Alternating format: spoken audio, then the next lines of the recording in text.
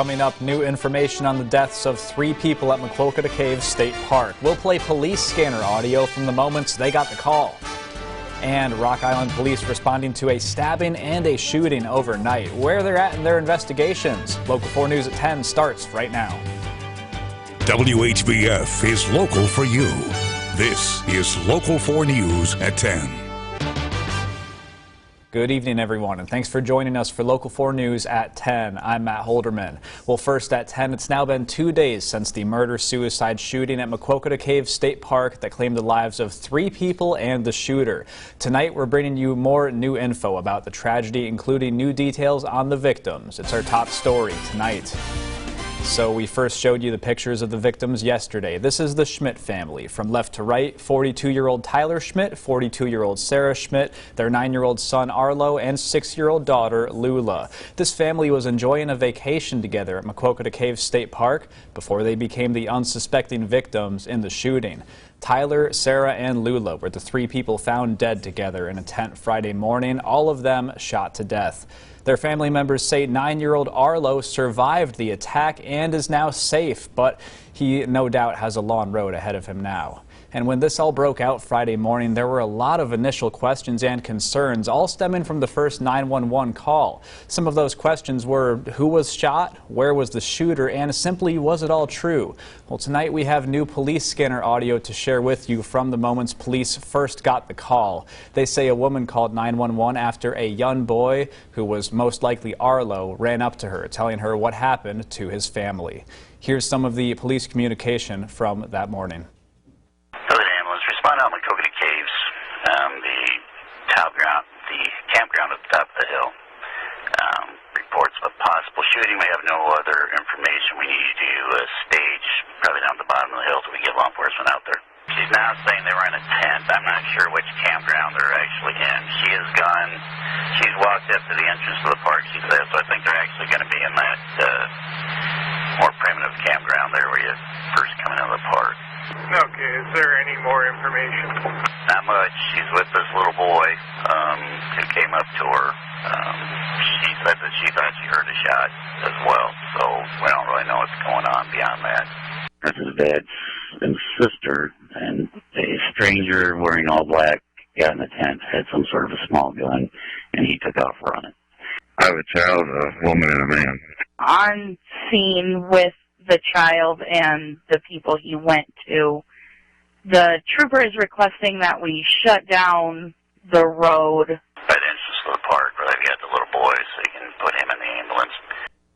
Now, more than 48 hours since that tragedy, a lot of the focus has shifted to helping Arlo Schmidt, as he's gone through something that no person or certainly child should ever have to go through, losing his mother, father, and sister. So we want to share this with you. Arlo's family set up a GoFundMe page for him Saturday morning. It's simply titled Arlo Schmidt. They say the money raised from this fund will go towards him and his future education. And as of right now, it's already raised over $140,000 with over 3,000 people donating. If you want to donate as well, again, this is what the official page looks like. We've provided a link to it on our website, ourquadcities.com. And while the Schmidt family was on vacation at Maquoketa Cave State Park, they didn't live too far away. All of them were residents of Cedar Falls, Iowa. This is the neighborhood they lived in, and pretty much the entire neighborhood is now heartbroken. We spoke with one of their neighbors who says it's a very tight-knit community and especially got that way around the start of the pandemic. They say they had a joke board they put up outside their house for children to come and submit their joke of the day in an attempt to brighten things up. The neighbor says Arlo and Lula were common visitors. We would invite the children to share a joke with us, so they always came prepared with a joke. And Arlo always had a joke that you could tell that the kid was a reader. He often would write down his joke and slip it in our little suggestion box, and the next day we'd post it on the joke board. And Lula then, being probably only about 4 years old, would just make up jokes, and they didn't make sense, but she was so delighted to share a joke, and we'd laugh and laugh, and the children were just so sweet, so smart and sweet. And Cedar Falls Mayor Rob Green has also put out statements about the Schmidt family, saying their deaths have devastated him as he knew some of them personally. He says, quote, "My two priorities right now are to, 1, support the family, and 2, heal the community. The Cedar Falls Public Library will be accepting cards, mementos, drawings, etc. in remembrance of the Schmidt family." And I mean, what more can we say about this? All in all, just a terrible, tragic incident. And here at Local 4, we're going to continue to follow this story for you, and we'll bring you more updates once they become available. And once they are, they'll be on our website, ourquadcities.com. Well, moving on to our next story. It's been a busy weekend for Rock Island police officers as they're now investigating one shooting and one stabbing that both happened this morning. We'll start with the latter of those incidents. Police say they found a 29-year-old woman suffering from multiple stab wounds this morning here at Maple Ridge Apartments. Officers say they first got the call around 6:15 a.m. The woman was brought to Unity Point Trinity Hospital in Rock Island for treatment. And police have already identified a suspect in this incident. They say the victim's boyfriend, who's 26-year-old Isaac Brown, is the one who may have stabbed her. He was last seen wearing blue jogging pants without shoes or a shirt and is described as being 5'9", weighing 190 pounds. Police are considering him a dangerous fugitive, and if you have any info on his whereabouts, they encourage you to reach out. And now on to the shooting incident. Rock Island police say one person was injured this morning after being shot multiple times, but they are expected to survive. Police say they responded to a shots fired call near the intersection of 14th Avenue and 8th Street around 1:15 this morning. Unity Point Trinity Hospital in Rock Island then told police that a 21-year-old male with serious but non-life-threatening gunshot wounds was dropped off at their hospital by private vehicle. No other injuries were reported and no word of any suspects. This incident remains under investigation. And Rock Island police continue another investigation into a shooting that happened Friday night. They say that one man was injured in this one. Police responded to this area here, the 1200 block of 12th Avenue, around 11:15 Friday night. Once officers arrived, they say they found a 33-year-old man with serious but non-life-threatening gunshot wounds again here. He was taken to Unity Point Trinity Hospital in Rock Island for treatment, and no other injuries were reported, and still no word on any suspects in this one. Well, we're going to keep it going here. We now have another update from Rock Island Police just coming into our newsroom an hour ago. They're telling us that they have now made an arrest in a murder case from last weekend, and they found the suspect on the same block where this morning's shooting happened. Rock Island Police arrested 29-year-old Devontae Hall at about 2:40 this afternoon near the intersection of 14th Avenue and 8th Street, just like the one that happened at 1:15 this morning. Now, Hall is their suspect in the shooting death of 25-year-old Davian Rowe from last weekend. It was on Friday, July 15th. Police found Rowe suffering from a gunshot wound right here near the intersection of 13th Avenue and 4.5 Street in Rock Island.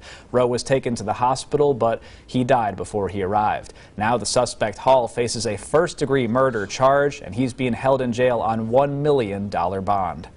And meanwhile, Galesburg police are dealing with a shooting investigation of their own after one person was shot overnight. They're now asking for the public's help.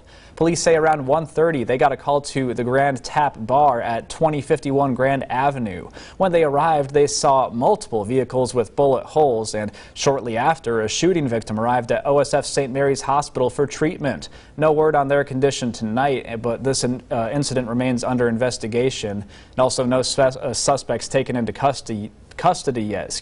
Now, if you know anything about this, again, you're asked to contact Galesburg Police.